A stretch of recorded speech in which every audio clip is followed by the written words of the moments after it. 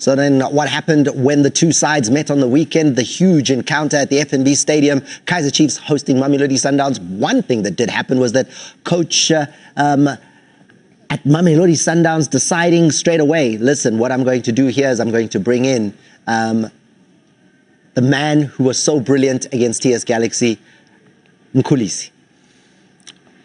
I think, Thomas, I think when you look at what happened with the goal that Kaizer Chiefs ends up scoring, and for me, when you look at it tactically, I'm looking at the goal that they score over here, Thomas, and what I'm highlighting in this moment is he gets dragged out. Now, Chiefs were playing with three at the back, and that's the three that we are highlighting. They had two wing backs, and those are the wing backs that we are highlighting at this moment. They had three in midfield. They were playing in a 5-3-2 when they were defending. That is the front two of Kaizer Chiefs in this moment. Now, Abbas is on the ball, and it was his first game that he had started. The ball goes wide. They rotate back to him. Now I'm highlighting that pass that he's trying to find, but Mabue anticipates that pass is going to come in. I'm highlighting Mabue in this instance. He knows that they want to penetrate through the middle. As soon as you look at how high Mudiba is and how high Mudau is, those are the two fullbacks of Mamelodi Sundowns. They are too high. Now the space has opened up. As soon as Mabue wins that ball, he's trying to thread the pass using the speed of the young Batman who started up as a false nine. Now the defenders are spreadly wide in this moment because they were still building up in the build-up phase. Mamelodi Sundowns does win the ball back. Now look at what he does in Ndlovu. He's divided, but Mabue continues with that run, blocking that passing lane to say, introduce the ball inside. We're anticipating that Sundowns is not a team that goes wide. The hand of God is on Pili. He's going to go on and score the goal in this moment. When you roll it forward, you'll see Ndlovu driving the team forward, forcing matters. And as soon as that space opens up in the wide areas, you see he has no opportunity to take a shot. Therefore, he will lay the ball off. And Pili says, thank you very much. I'm going to score my first goal for my new team. He goes on in a huge celebration, and I understand he's playing in front of 60,000 players that are supporters that are there to support him. A well-taken goal, but pressing traps from Kaizer Chiefs, done so well. I love what Cruz did in terms of the gameplay. There was also the fact that this game had the yellow cards in it. And it's so critical in how that goal is scored because Obas picks up a yellow card, 44th minute, and then suddenly can't make a tackle when Ndlovu is right in front of him because he knows another touch here, I'm off the field. You know, 4 yellow cards in the first half, two apiece. A little bit surprising that both teams went for out-and-out number 6s, in Mtetwa and Obas. Obas, I can probably understand, you know, because of the set-piece worry, he was going to add a bit of height there. In fact, both teams didn't have any successful crosses when they got out wide. All were met by defensive headers. Off the ball incident there for the first of the cards that were handed out in that first half, and continue to have a little bit of niggle in this game. Yeah, well, this fixture, Thomas, has always had a lot of tension, anxiety, a bit of feistiness to it, you know, and so it wasn't a surprise to see this. Again, as we look at some more of the tackling that was coming in and making sure that no quarter was given, none was asked. A match where Chiefs didn't have too much possession, but still were able to score first and were physically present. Muluisani picking up the yellow. That's the third of the 4 in that first half. You could see the way the two teams set up. Mamelodi Sundowns were set up to dominate the possession. Kaizer Chiefs in that 5-3-2, they wanted to play on transition. But you could see that tactically both teams were set for those professional fouls. Once you see that the shape of your team is unbalanced, you go on and cause a foul. That is Abbas.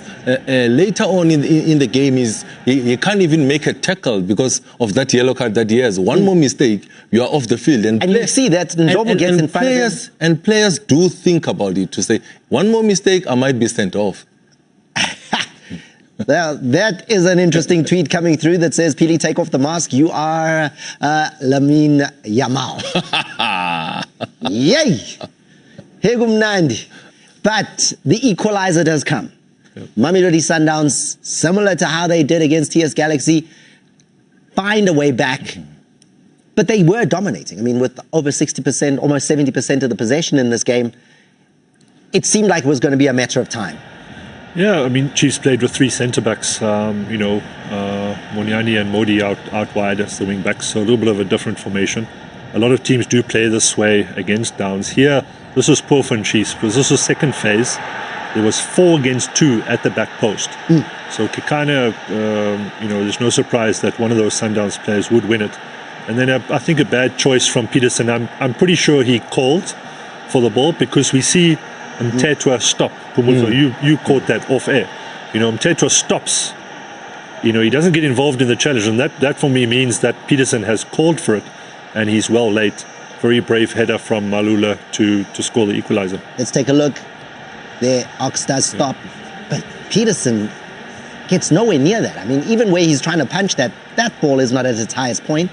His hands are so low as to where he thinks he's going to get that ball. Yeah, a goalkeeping error because you look at where he wants to punch the ball. As a goalkeeper, you've got the advantage of using your hands. When you've got the advantage of using your hands, you need to try and meet the ball at the highest point. And he's trying to catch the ball here. Where else, if you've got the advantage, you need to try to be catching there, which gives the advantage to say, how tall is Mayelula? Because if you want to catch the ball that way, Thomas, it means it's at the height where Mayelula can touch the ball. But if you go there, then you take the advantage. Then the second phase of that is, why does Ox stop?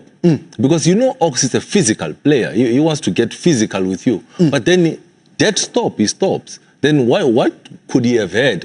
Could he have had keeper and he stops? And that's the miscommunication that we are insinuating happened in that moment. Peterson, that's 2 mistakes now in successive weeks. I mean, in the MTN 8, and then are we going to call this a goal that can be attributed to the goalkeeper?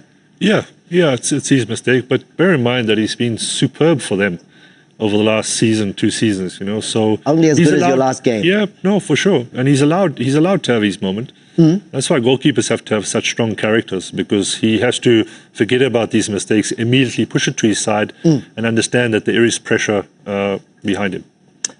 Tell us what you think, and let's move on to what happened as far as Orlando Pirates are concerned. They started the week against Amazulu, and this is how it starts out, because great work done by Mbutuma, battles, and this is what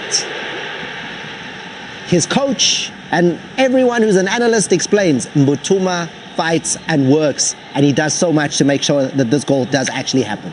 It's important because it's a point of reference. It's important because he holds up the ball for the offensive midfielders of Orlando Pirates. A delightful ball over the top from Masongani. The first touch is superb. Look at the run that he makes. For me, that's why he's in the starting lineup. Good first touch. Again, good anticipation from Muremi. He's a left winger. But as soon as the ball is on the right-hand side, Muremi needs to become the second striker. He sees that Mbutuma has drifted out wide. Any young winger watching, when the ball is on the opposite end, you need to tuck inside. Muremi does that so well. But Kouassi will feel hard to say he parries the ball and his defenders did not react the quickest, but Muremi puts it in the back of the net. The problem, though, is great work there, but he's still the number 9 for Orlando Pirates. And when you are that player, there's an expectation that you're also going to find the back of the net and not just work hard up front, battling for the ball. And Mbutuma against Amazulu just could not find the back of the net. Well, even at Richardsburg, I feel that you knew what you were going to get. He's not a finisher. He's not somebody. He's not a Mabasa. He's not a Bradley Krobler, but he's going to give you so much more, Thomas. And that, he's athletic. He puts on a very aggressive press, which is what the coach clearly likes. Here he actually does. He shows very nice technique to try and attempt to get it down, and he softens that side foot volley.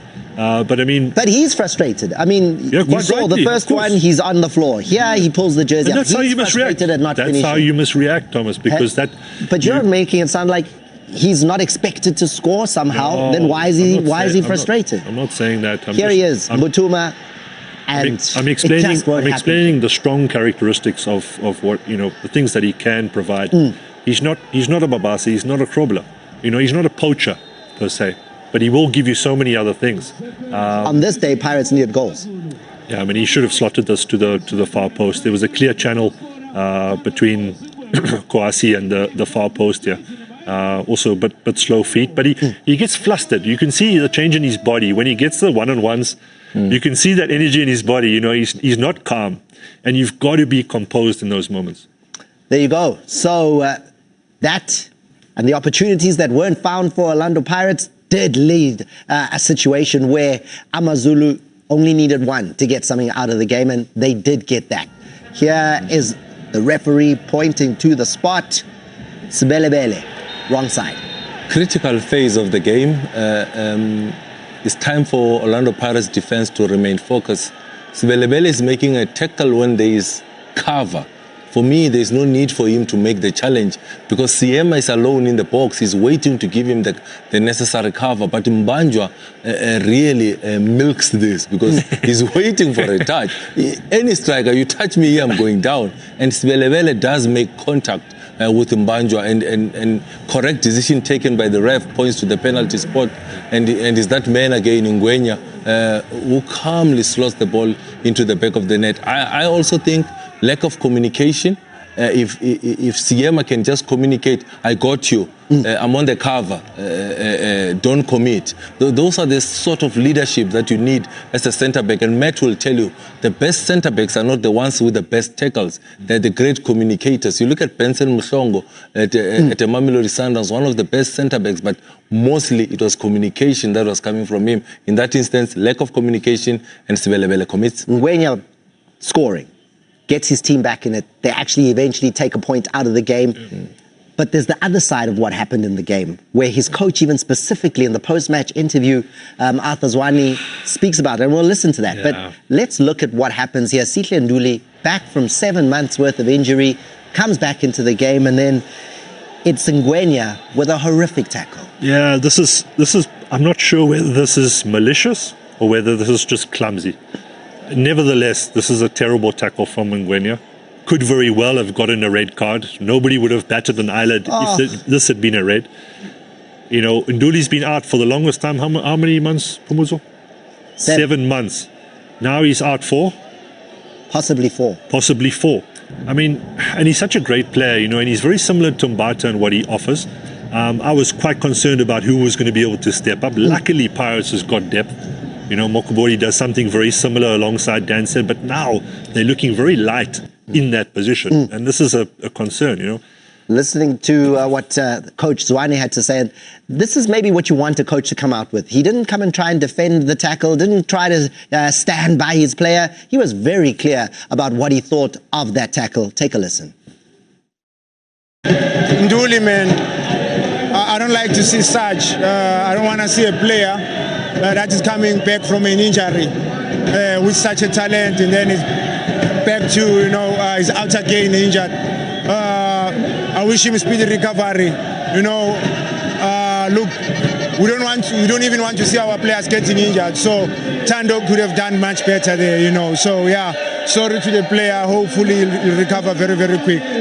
Was that the message then that you shared with Utano Bangbonile? Is soon after that challenge, to the side? Yeah, because firstly we regain position, and now as an offensive player, you need to pass and make a forward movement. You get what I mean? He passes a 2-meter pass and then he stands. Then what must Atini do with the ball? When you are an offensive player, you think about going forward. You pass and go, because you want a return pass from Atini, so that as a striker, you want to see goals, you want to score goals. But now if you become lazy, then I have a problem with you.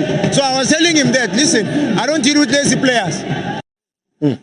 Not only the tackle, but you got to put in a shift. To a man who's got a goal in the game already, was critical in that match against Orlando Pirates. No, just wishing Sihle Nduli a speedy recovery. I didn't understand how the referees missed that, because by the time the tackle is made, the ball is not even in picture anymore. And just a speedy recovery to him after that malicious tackle. Also, the comments from Zwane, I quite like that. You know, you can say it on air, you can say it in the changing room, you can say it one-on-one with a player. He chose to do it publicly, just to bring Ngwenya down, you know, just to keep his feet back on the ground. I think that's very important. He scored, you know, he's a leading goal scorer now. You know, he's in amongst the clouds. So just to bring him down a notch. Why would you want to do that? Why would you want to bring a player who's on the clouds down a notch? If he can suss out a bit of overconfidence, a bit of arrogance on the training field, then that's very important that he's got to do it. I have to agree. All he's trying to do is come back and be a team player. It's not about the goals that you score. Now, you don't assist the team when they have to defend. You don't assist the team in terms of your movement of the ball to create space for your teammates. You're easily satisfied when you have scored the goal. So therefore, that's what you do. You nudge him a little bit to keep him hungry and wanting more. Give me the tactics and the trends. I want more when it comes to Pirates in the next game. They play against Chippa United. Chippa winless in their opening 3 games of the season, and Pirates clinical in this match. Nduli is injured. Now, Orlando Pirates needs a replacement for that. Now, I'm spiraling Mukobori in this instance, press resistant. I'm saying press resistance because he's got 4 players around him. But look at the calmness that he has to say 4 players around me, not bothered. I will change the point of attack. Now look how high the fullbacks of Orlando Pirates are, Belebele and Dion Otto in this instance. Pirates are on their attack. When that cross comes in, Thomas, look at the 4 players in the box for Orlando Pirates. Good box occupation. But again, the rest defense. Look at Dancing and Mukobori, correctly positioned. That's the tactical discipline that I've picked up this season from Orlando Pirates. They deal with the first phase and the second phase of defending, that is Chippa United. Now they've got 8 players committed in this instance. But you're asking yourself, why is Hoto and Sibelebele, the guys that I'm spiraling now, why are they not running back? They're not running because there's 8 of them in that instance. Then you speak about the rest defense of Orlando Pirates. Again, the replacements for Nduli. Matthews spoke about the depth. I'm spiraling him again, press resistant. 3 players around him, but he's composed on the ball. He does not look rushed whenever he's in position. And when you rotate the ball and take it back, you'll see the rest defense of Orlando Pirates. Now I'm going to highlight the 2 centre backs in CM and CBC. When you go into that middle, look at the 3 midfielders of Orlando Pirates. They're suffocating Chippa in their own half. Once they rotate the ball, look at the wide spaces. That's what Matthew and I were discussing, to say the wide spaces is where the space was because they closed the center. That is Chippa United. When you progress the ball, Tito becomes important in that 10 role. I'm spiraling him in this moment. But the hand of God is on Lungu. He's going to go on and score the goal. But we spoke about the shape of this Chippa United team, with the 4 defenders correctly positioned. And when you go into the 3 midfielders, that's how important the pass of Tito becomes, because that one pass that he makes, Tito dissects 7 players. But good profile from Lungu to receive on the half-10. And then when he receives on the half-10, he's got one thing on his mind, to say, these guys have been compact, I need to have a shot at goal. And he gets it on target. A clinical finish from Lungu, but good pass from Tito to find him. Good goal. Lungu is a goal scorer that puts Pirates 1 up in this one. And then the centre-back, Siema. Lungu again involved here. I mean, he's running out the box, Lungu, creating space for Siema. Yeah, and Siema does very well to get rid of Siabi, who had come on in place of Chubeni. And he does very well to get the leap in front of Kamis, and does the right thing and heads that directly back across. And Wabali, not giving him a chance. Good header from the defender, who had a superb game, to be honest, as well. And then Madingwana here. I mean, I thought I'd see him at the police station reporting theft, because that is just stolen. When you don't get a lot of minutes and you get an opportunity like Msendami gets, I think because of the injury to Muremi, who was not even on the bench, he goes on to steal this ball, goes forward and says, I'm not going to share with anyone. This is my opportunity to stake my name in this Orlando Pirates team. And look how he's received. The whole team is happy for him. They go celebrate with him. Good pressing. Matthew takes away space and time, but he still needed the ability to finish, puts it in the back of the net. Away from home, Pirates coming with 4 points back to Johannesburg with the trip down to Durban. Then